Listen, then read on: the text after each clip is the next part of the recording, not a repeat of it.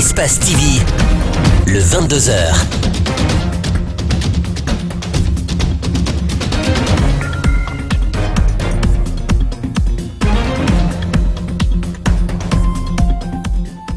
Merci, mesdames et messieurs, de votre fidélité. Les 22h, bienvenue à toutes et à tous.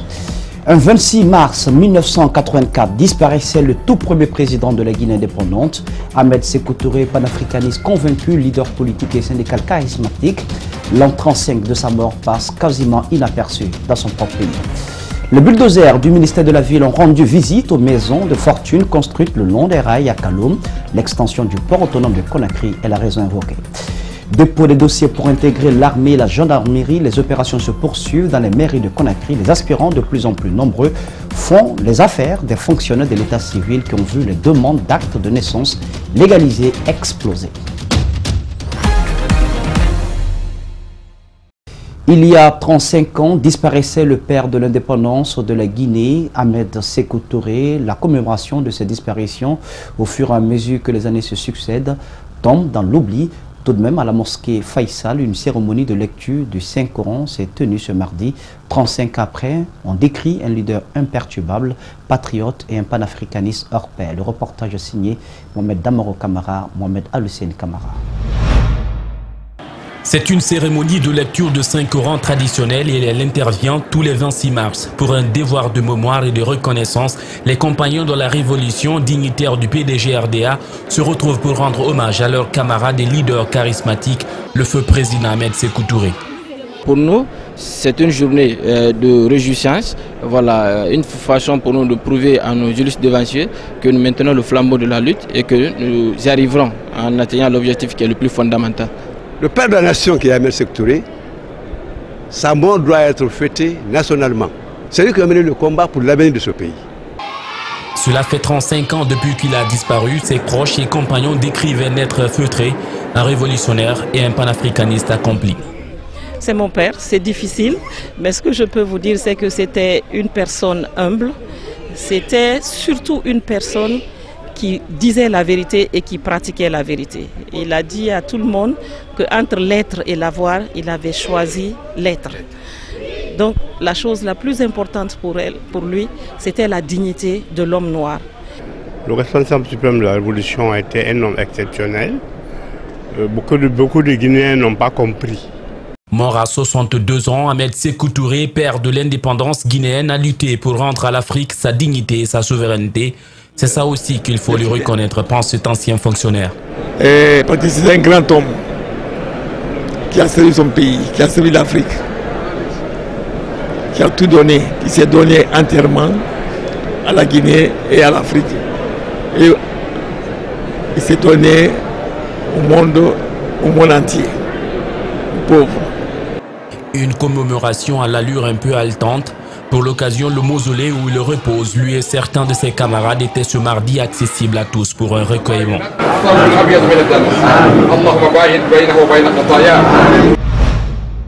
Décidément, les propos du président Alpha Condé au siège du RPG dimanche dernier continuent de faire des vagues. Les réactions ne faiblissent point, qu'il s'agisse des forces sociales de Guinée ou du parti politique de l'ancien ministre de la Sécurité Abdelkabel Camara. C'est une levée de bouclier contre un discours jugé inquiétant. L'indignation est totale dans le camp de l'ancien ministre de la Sécurité qui aujourd'hui, à la tête d'une formation politique, se fait entendre à travers son chef de cabinet. Il ne peut pas aujourd'hui, dans le discours indexé de gens qui auraient posé ou tenu des propos malencontreux à son égard et en même temps instruire la justice, n'est-ce pas, de les traquer. En tenant un tel discours, il démontre que nous ne sommes pas dans un pays régi par le principe de séparation des pouvoirs. Alpha Condé n'a aucune possibilité juridique de donner des instructions à l'appareil judiciaire. Premier élément. Deuxième élément, il tient un discours qui est caractéristique d'incitation à la violence. Les charges contre le coordinateur national des forces sociales, Abdourahmane Sano, sont entre autres des éléments que la société civile dénonce. Mais aussi, elle n'exclut pas de porter l'affaire devant la Cour pénale internationale.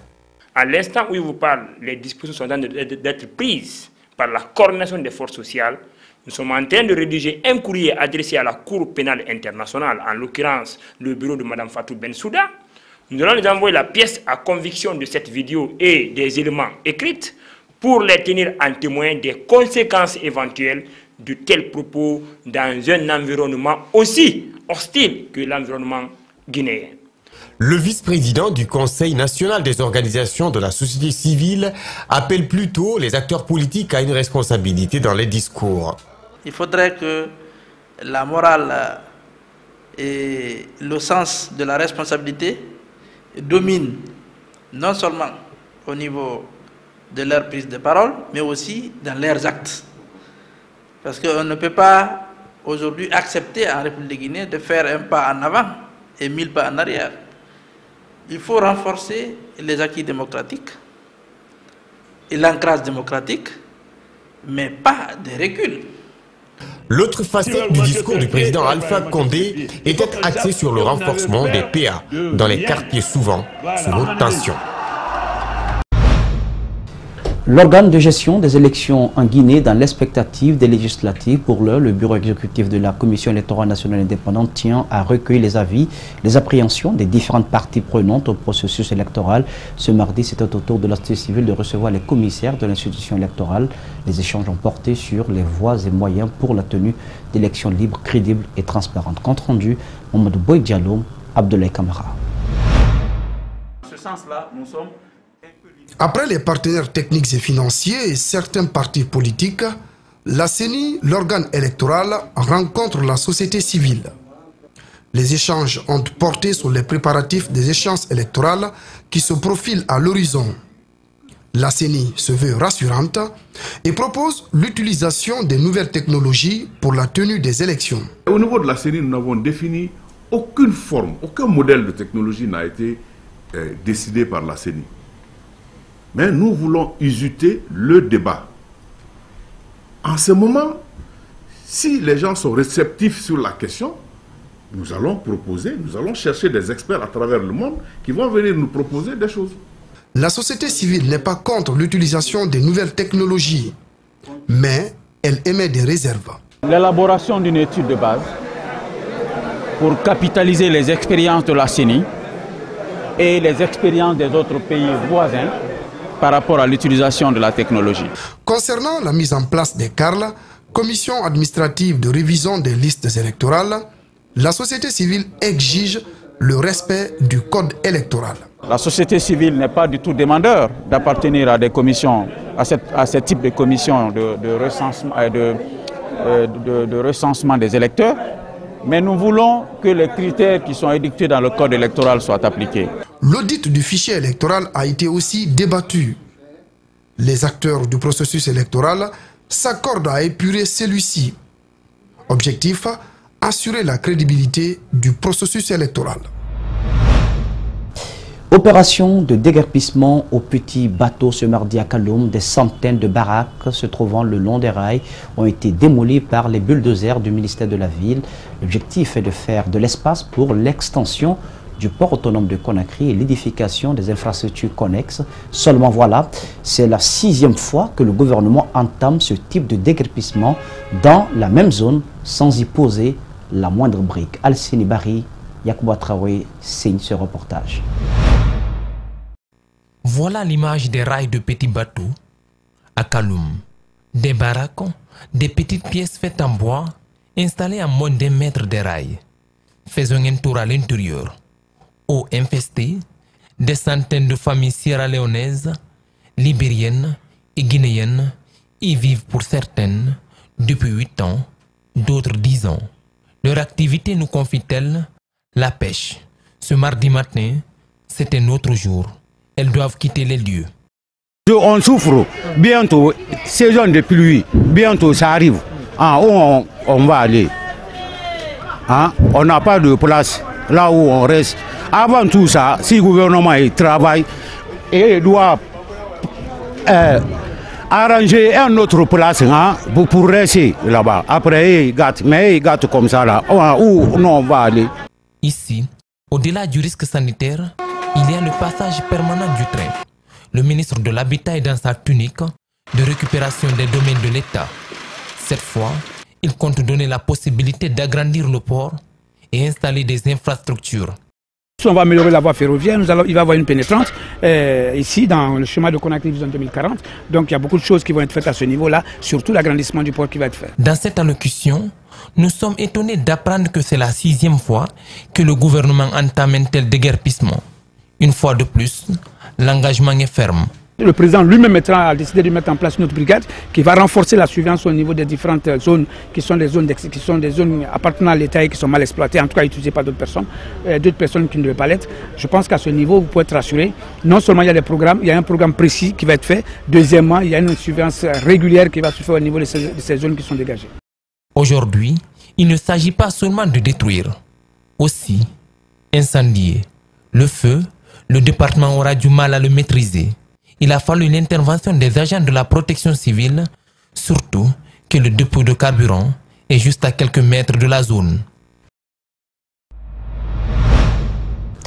Et puis dans le viseur du ministère de la Ville, la décharge de Dar es Salaam, où la Banque islamique de développement serait prête à bâtir des infrastructures publiques modernes. Une démolition des maisons des populations riveraines est programmée pour les jours à venir. Alseni Bari, Yacouba Traoré ont tendu le micro au ministre de la Ville.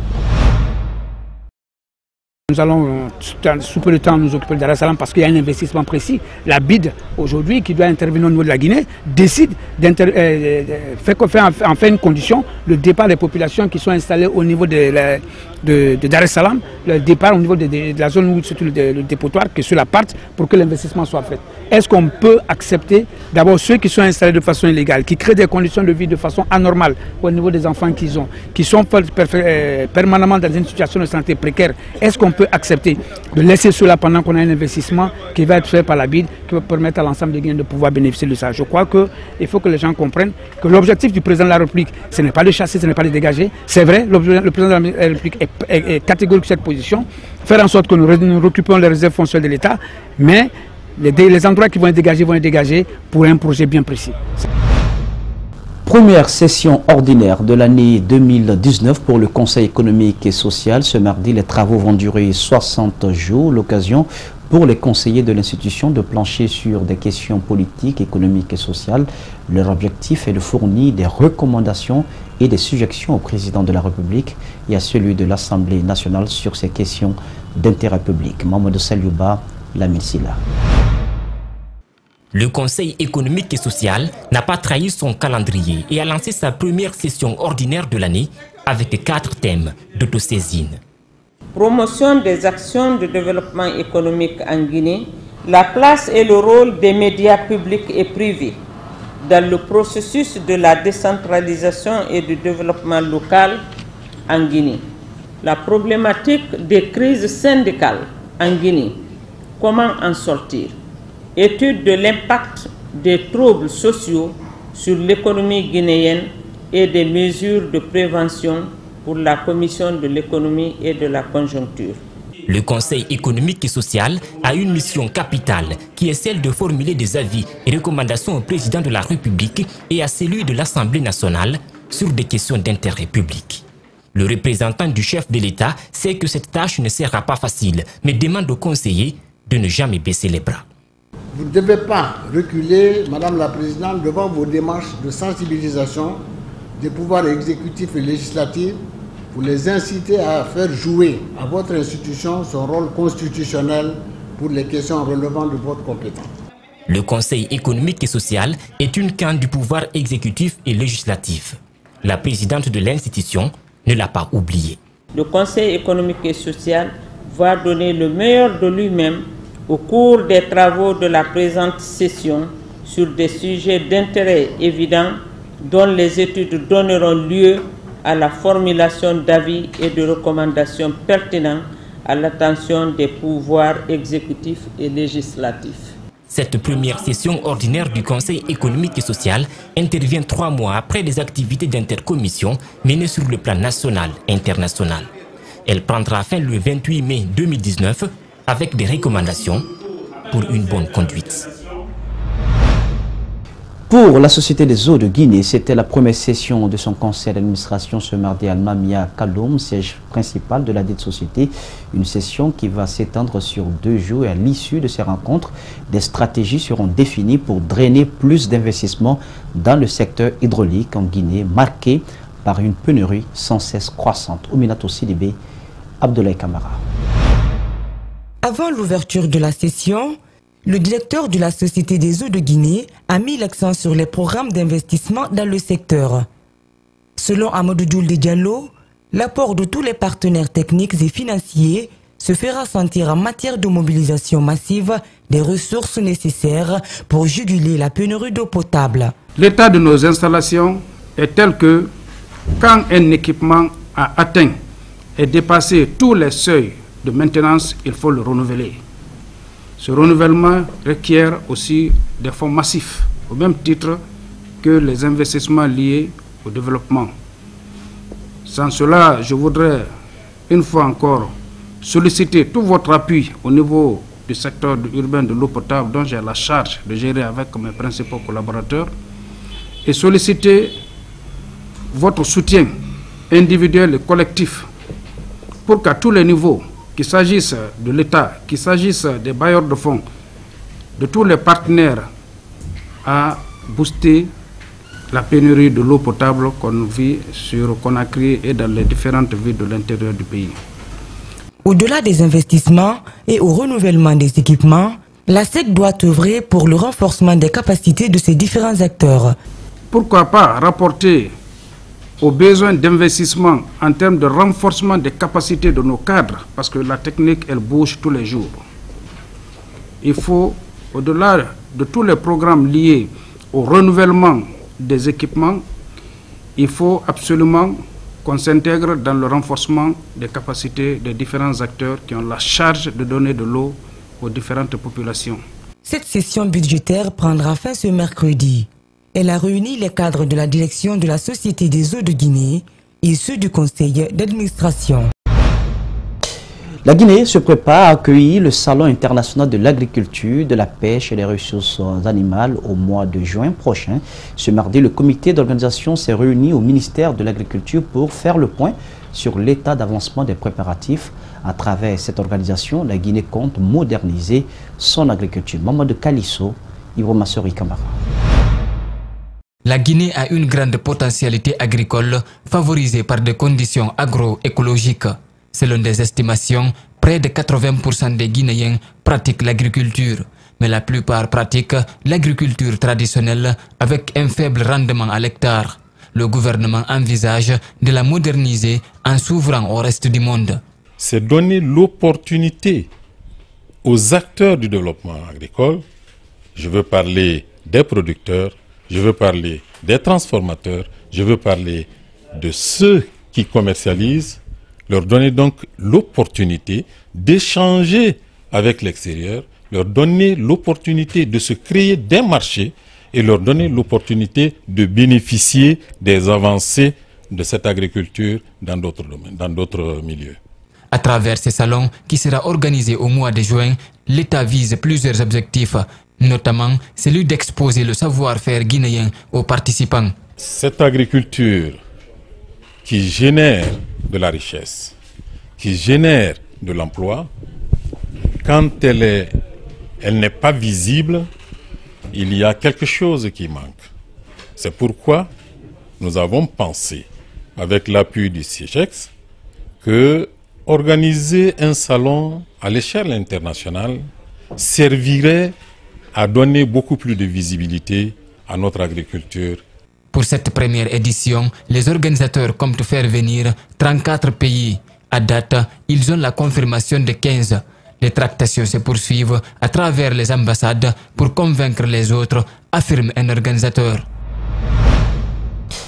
Cérémonie de remise de pirogues et accessoires au groupement de jeunes pêcheurs. C'est dans le cadre du projet d'appui au groupement de jeunes pêcheurs artisans initié et financé par le gouvernement guinéen en partenariat avec l'Agence guinéenne d'exécution des travaux d'intérêt public, en abrégé AGETIP.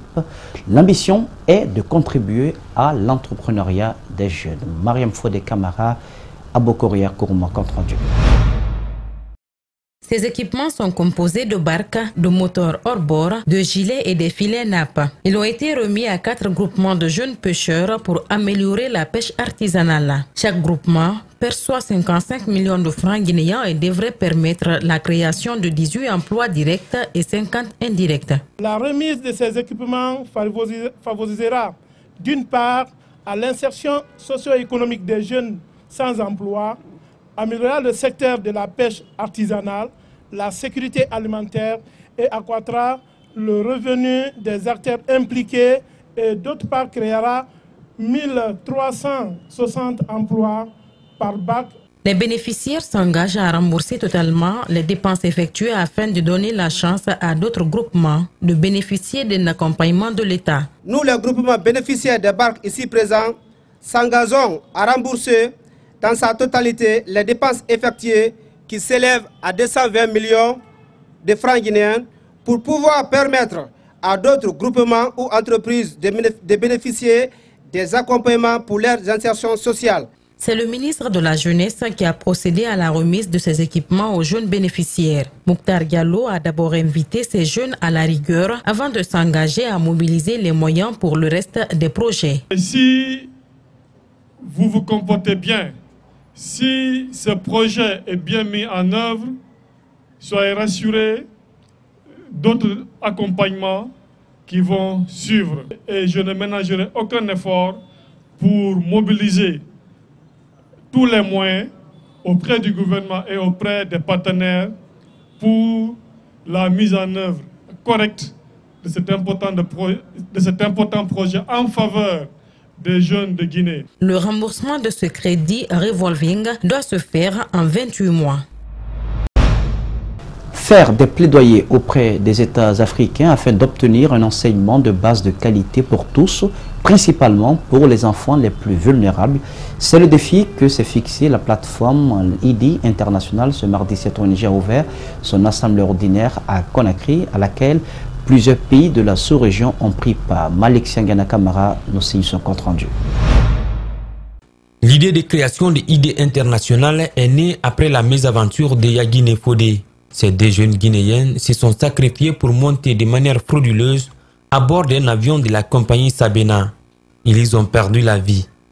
C'était en 1998. Il a été retrouvé derrière eux une lettre qui expliquait leur motivation. Le message de Yagine Fodé montrait surtout leur difficulté à comprendre pourquoi la jeunesse africaine était sacrifiée. Touché par le contenu du message de Yagine Fodé, Jean-Jacques met en place ID International pour tenter de répondre aux besoins de la jeunesse africaine, à commencer par une éducation de qualité. Eh bien, je crois que ce qui est important, c'est de réaliser que ça fait 50 ans qu'on essaye de répondre en donnant de l'argent. Et ça ne marche pas. L'idée était d'animer la société civile pour qu'elle puisse aider le gouvernement par un dialogue constructif, à savoir ce qu'il fallait vraiment faire. Présent dans 22 pays, ID Guinée dit avoir fait des progrès dans le domaine de l'éducation. Nous faisons le plaidoyer auprès des autorités pour qu'ils assument leur part de responsabilité en termes de l'éducation. Et parallèlement, ID fait le plaidoyer en faveur des projets de ses membres. C'est ainsi que dans le cadre de Conakry Capitale Mondiale du Livre, ID Guinée, en collaboration avec le Club des Amis du Livre, ont obtenu un financement du gouvernement australien qui a permis d'aménager des heures de jeu dans les écoles, de donner des toilettes propres aux enfants, de donner des points de lecture dans ces écoles-là. Cette rencontre de ID International devrait permettre de motiver ses membres à atteindre les objectifs fixés. Entamé le 21 mars dernier, le dépôt des dossiers pour intégrer l'armée et la gendarmerie se poursuit dans les mairies de Conakry. C'est le cas de Ratoma où plus de 1000 jeunes ont été enregistrés depuis le début des opérations. Cependant, des centaines de personnes ont vu leur dossier rejeté parce que pas complet. Ce vent de recrutement est une période de traite pour les fonctionnaires de l'état civil qui ont vu exploser le nombre de demandes d'actes de naissance légalisés depuis le début donc de ces opérations. Abdoulaye Sadio Diallo, Abakadine Kamara. Des centaines de jeunes à l'entrée de la salle de cérémonie de la commune de Ratoma. Ils vont d'abord s'inscrire sur ces listes. Ensuite, les membres de la commission de réception des dossiers procèdent à l'appel. Ils remettent des tickets qui permettent d'accéder à l'intérieur. Ces tickets sont récupérés à cette porte. Une fois à l'intérieur de la salle, les candidats sont accueillis à la réception pour une première vérification de leur dossier. Pour ceux qui disposent de toutes les pièces demandées, tout se passe bien. Au cas contraire, ils sont renvoyés. La première journée, par exemple, nous avons appelé 400 et quelques personnes. Nous n'avons pu enregistrer que 111. Donc près de 300 et quelques étaient renvoyés parce que des dossiers manquaient. Après la réception, les jeunes se dirigent vers le secrétariat pour l'enregistrement. Ici, leurs dossiers sont revus et un reçu leur est livré en attendant une éventuelle convocation. Les vagues de candidats ne diminuent pas. Depuis lundi 21 mars, la commission a enregistré plus de 1000 inscrits. À date, nous sommes à 1700 dossiers de candidature enregistrés. Disons que ça se passe pour le moment très bien. Au milieu des jeunes venus déposer leurs dossiers, nous tirons Tierno Amadou et Jeanne. Le premier est satisfait, l'autre dénonce la lenteur dans les opérations. Je viens de m'enregistrer tout de suite. Vraiment, il y a le soleil, mais on va prendre du courage. Bon, les gens ont retardé de venir, les responsables qui sont là, sont venus tardivement. Bon, c'est à cause de ça. Dans cette affaire de dépôt de dossier, c'est l'état civil qui tire profit. Les candidats viennent par centaines pour légaliser leur extrait de naissance en payant 5000 francs guinéens chacun. Effectivement, depuis qu'ils ont commencé le recrutement, là, le nombre de légalisation a augmenté. Pas facile de vous dire le nombre exact. Mais je peux vous dire peut-être dans les 700, 600, 700 comme ça. Dehors, les cris incommodent jusqu'à l'intérieur. Même certains travailleurs à l'état civil, qui ne sont pas concernés par le dépôt de dossier, se plaignent de brouhaha. Restons quelques instants à la mairie de Ratoma où le week-end dernier, des jeunes venus déposer justement leur dossier ont dénoncé une pagaille qu'ils disent avoir constatée sur le lieu. Face à ces accusations, la commission de réception des dossiers a tenu à apporter quelques précisions. Suivez.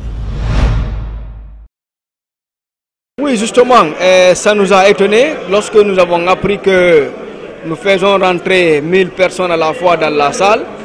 Et vous-même, vous l'avez constaté que ça ne se vérifie pas. Au départ, on faisait rentrer 10 personnes seulement dans la salle. Mais nous avons constaté qu'il y avait de la lenteur. Nous avons décidé d'augmenter ces 10 à 20. Et c'est avec ce rythme de travail qu'on est en train de travailler depuis qu'on a commencé. Donc je ne vois pas pourquoi quelqu'un dirait qu'il y a une pagaille ici et puis... Adafo Media vient de signer un contrat de partenariat avec la troupe Bomba Guinée, une troupe d'acteurs intervenant dans le domaine des séries en langue Sosoroui. Ce rapprochement entre les deux structures vise à améliorer la visibilité de nos valeurs culturelles en favorisant le contenu local. Abdraman Ba, El Haj Alioba. Cette signature témoigne le partenariat qui lie désormais le groupe Adafo Media à la troupe Bomba Guinée. Cet accord vient renforcer la grille de programme de la télé, mais aussi le travail professionnel de la troupe, à travers des équipements modernes. Jusque-là, nous avons collaboré ensemble, mais cette convention vient formaliser cette collaboration. On a jugé nécessaire de donner aussi un coup de main pour impulser un peu l'action sur le terrain. Donc comme je disais, le volet mise à disposition des moyens techniques et ceux d'ailleurs que nous avons matérialisés par la mise à disposition de caméras professionnelles permettant de créer des contenus vraiment professionnels. Et aussi il y a le volet financement. La culture guinéenne va mal et Adafo Media compte apporter une aide à ce secteur à travers une assistance au cinéma guinéen. Nous voulons nous inscrire dans la pérennisation, faire en sorte que les artistes guinéens, parce que nos artistes ont du talent, ils mettront à disposition de nos téléspectateurs des contenus originaux qui les ressemblent. Donc nous voulons faire en sorte que ces artistes guinéens puissent vivre des œuvres qu'ils produisent, du fruit de leur travail, comme la plupart des domaines d'ailleurs, à l'image de ceux du Nigeria, d'autres pays d'Afrique où le cinéma a vraiment pris son essor. Ce contrat va s'étendre sur une durée de 2 ans. 2 années d'assistance à cette troupe dans la production et la diffusion de ses œuvres. En signant ce contrat, je sais et je suis convaincu, Adafo Média, ce n'est pas une petite télévision qui sont nationales, actuellement qui est satellitaire, qui est internationale. Donc ça rentre dans le cadre, c'est ça que je viens de dire, ça rentre dans le cadre de la promotion internationale. Don de plus de 2000 livres à la Bibliothèque nationale de Guinée ce mardi, un coup de main de l'organisation non gouvernementale Mandé Sabatinko. La cérémonie de remise s'est déroulée en présence des cadres du ministère de la Culture. Reportage Binto Traoré, Ibrahima Sorisoma. La Bibliothèque nationale de Guinée a été créée en novembre 1958. Elle est l'une des anciennes bibliothèques de l'Afrique de l'Ouest. C'est tout récemment que son siège a été construit. Le besoin de l'enrichir se pose tout naturellement. Ce don de l'ONG Mandé Savati s'inscrit dans ce cadre. Bon, avec nos partenaires, nous avons décidé d'équiper progressivement la Bibliothèque nationale, les 22 000 livres que vous voyez derrière moi. Et je sais très bien, Inch'Allah, ça va continuer progressivement. Le directeur de la bibliothèque est satisfait de ce don et il promet de l'utiliser à bon escient. Que la bibliothèque en avait sérieusement besoin. Nous travaillerons avec ces livres-là et que rien ne sera ailleurs, sinon qu'au sein de la ligne du livre, de la chaîne du livre. Pour le représentant du ministère de la Culture, à cette cérémonie, ces livres aideront aussi à équiper les points de lecture. 22 000 livres reçus pour la lecture publique. Vous imaginez, on sort de Conakry, capitale mondiale du livre. On a hérité 25 points de lecture qui sont en train d'être mis en place. Et donc ce sera l'occasion pour le ministère déjà de documenter à chacun de ces points de lecture, sans compter les bibliothèques que nous avons à l'intérieur du pays. À cette cérémonie, le directeur de l'édition Gandal a fait pour la première fois le dépôt légal de ses publications antérieures. Il promet d'en faire après chaque publication. C'est ainsi donc que prend fin, mesdames et messieurs, cette édition d'information. En cadrage pour vous, Lamine Silla était présent, la régiment Fatassano, Nalaï Sidibé, le tout sous la supervision technique d'Ali Kabay de Francisco. L'info, c'est aussi sur Espace TV Guinée.info, par une agréable sur le programme sur Espace TV, la télé de notre planète.